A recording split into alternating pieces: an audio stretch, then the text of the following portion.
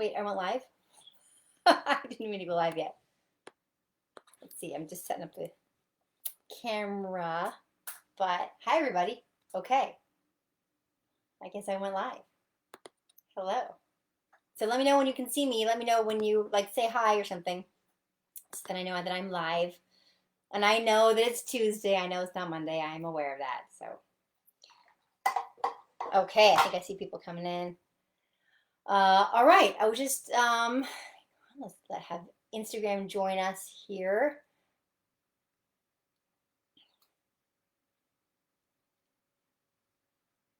Hello, everybody. Welcome to McKellar Monday Motivation on a Tuesday. I know. Hey, so it's going to be kind of a quick one today, but I had this sort of revelation and I wanted to share it with you guys. So I want to see what you guys think. This is about letting go because we all have stuff that we're angry about that we don't seem to be able to let go. I'm that way. I assume a lot of us are. And raise your hand if you also have something in your life at some point that you feel angry about that you have a hard time letting go, because that's what we're going to talk about. Again, it's going to be kind of fast today. I will do shout outs here and there. Tell me your name and where you are watching from so I can do shout outs. And I'll tell you this revelation that I had and see if you guys agree, if it sounds right, if it resonates with you. What we do just about every week, we come on here and we talk about some topic that hopefully will have us have a better understanding of ourselves or have a better week, some sort of tip or trick or something like a life hack, essentially.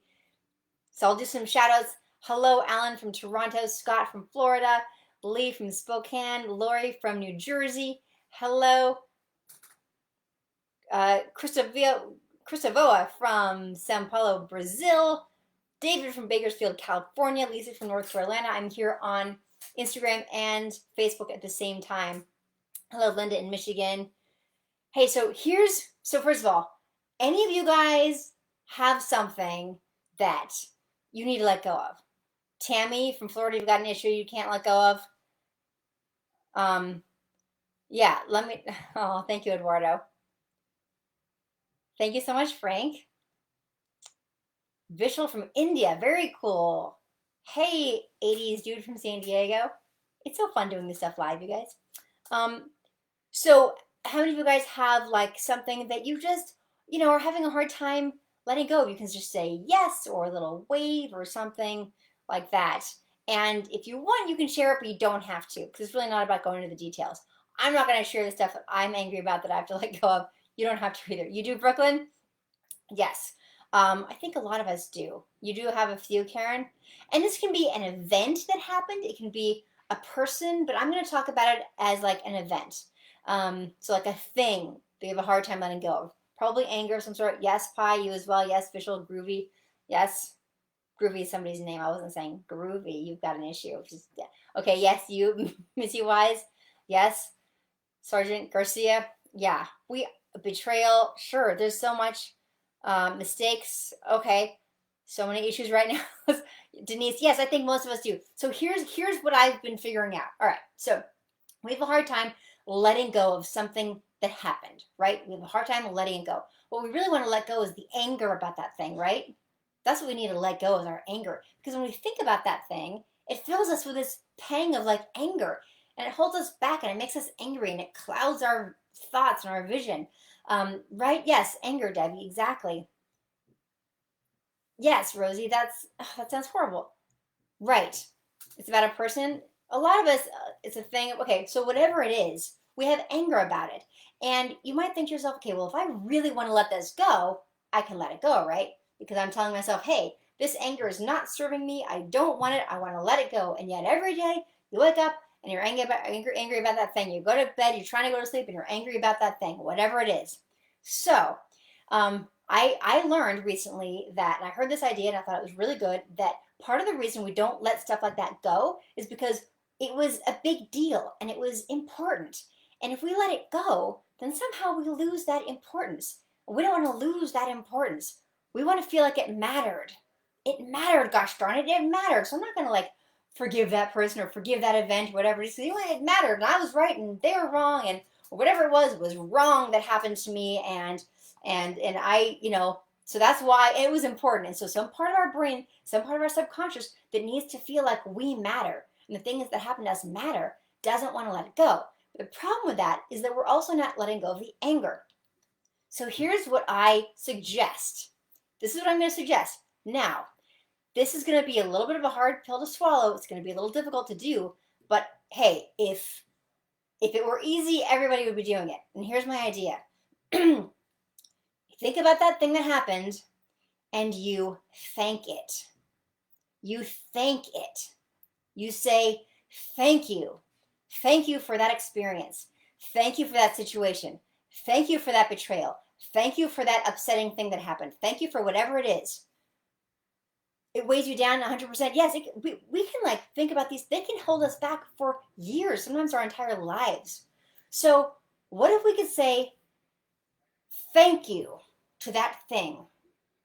Thank you. Now, if we say thank you, at first it's probably going to turn our stomachs, right? How could I think about this and thank that thing? This is horrible. What happened? It was injustice.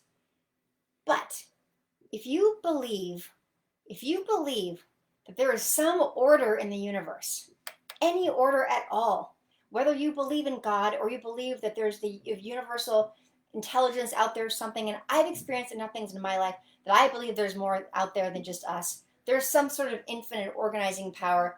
There's a book that I love, I don't have it with me, called The Seven Spiritual Laws of Success that is really great. If we believe that there is something out there and there's some reason that this happened, if you start thanking it, you can start to find the reason why it happened and you won't be diminishing its importance. This was a big deal thing that happened to you. It mattered. It was a big deal. And now we're going to find out why it happened. We're going to find out how to thank it. If you can say thank you for that horrible experience. I think Alanis Morissette wrote a song that was like thanking a bunch of things that weren't like necessarily good things. So if you thank this thing, you are keeping its importance in your life and you can transform it into something that doesn't eat you up inside. If you keep thanking them and thanking them, I really think this is a good idea, you guys.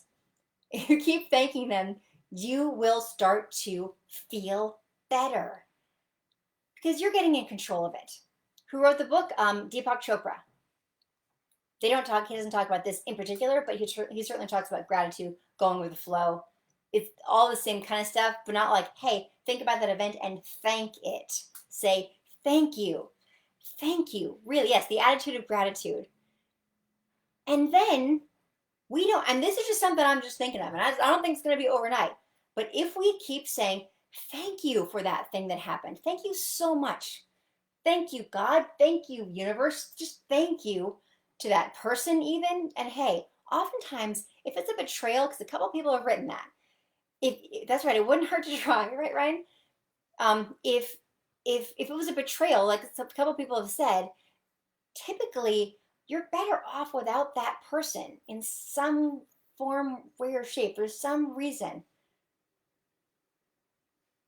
If they still hurt you currently, Amy, if you keep thanking the situation, you might find that you're able to leave the situation because you're thanking it and understanding what purpose it served. Now, I don't know anything about your particular situation, Amy, because you only wrote the one line, and I'm not a psychologist, by the way. I'm not a therapist. These are just ideas that I have. They're just ideas that I like to share. Yes, that's true, Tony. Hate and misery, what is it? Hate and misery destroys the beholder. That's right. That's right. That's that thing. Holding on to anger is like drinking poison and expecting the other person to die. And I've said that quote before, but that's one thing to say, well, I shouldn't do it. But how do you stop doing it? This is my idea. Thank you. Thank you for that experience.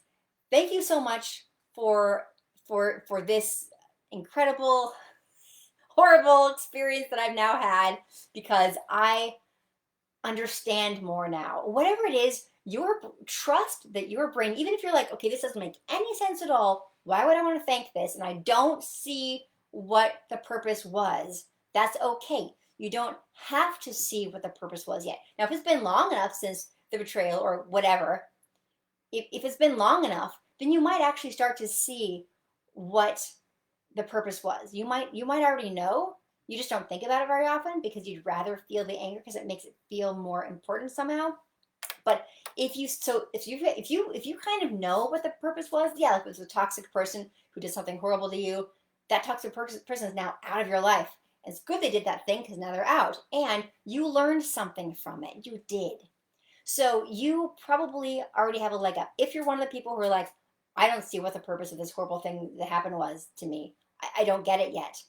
That's okay. Keep thanking it anyway. And I believe, just trust that brain of yours with these incredible supercomputers in our heads that work on things even subconsciously when we're not trying to think about them. I bet you will start to get an answer. Just keep thinking. And if it resonates with you, wonderful. Somebody said that it doesn't, but that's okay. So this is my idea for today. I need to run. It's 5 o'clock.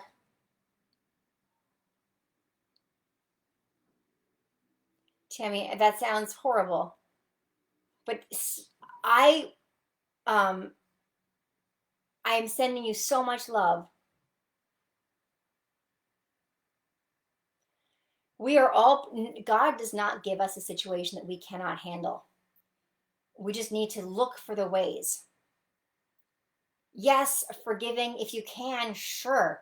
But it's about thanking the situation so that you can start to see what the purpose is, so you can move forward, move out of a situation, Tammy, if that's the case. Move, just start thanking it. Because I believe so strongly when you have good feelings inside of you, and you see this in The Secret, that movie from a while ago, Deepak Chopra talks about it, that you sort of like, when you can look for the gratitude and you can look for the purpose, things will make more sense and the universe will show you what you're supposed to see. It just works. And I don't know why. I don't know why this kind of stuff works. But in the meantime, you also feel better. Now, I'm not saying to thank a situation or thank a person and then invite more of that necessarily. Just thank you for that experience that happened. Yes. And remember, holding on to anger and resentment is like drinking poison and expecting the other person to die. And we don't want that. That doesn't do anything. It just eats us up inside. So try thinking about that, guys, all right? Think about that thing that's from your past that is just really bothering you. And by the way, if you're in a bad situation right now and you're in danger, please call the authorities. A couple people have written some things, and I'm not sure exactly what the situation is. I am not a therapist. I'm not a psychologist. I'm not here to give you advice to tell you things to do or do. Keep yourselves safe. Keep your children safe. But what I'm speaking to right now is something happened in the past and you're having a hard time letting it go. Try thanking it every day. And please tweet me and let me know how it goes, because I definitely see tweets more than I see anything else. And I'm not saying that you don't have really good reasons for being really angry about things, by the way. Really bad. But yes, I'm suggesting that there are ways of transforming the anger that is currently still eating you up inside. And that's not fair either. Something really bad happened to you and it's still eating you up inside. That's not good. That's worse. I'm talking about, let's start making it better for you. Not for the other person.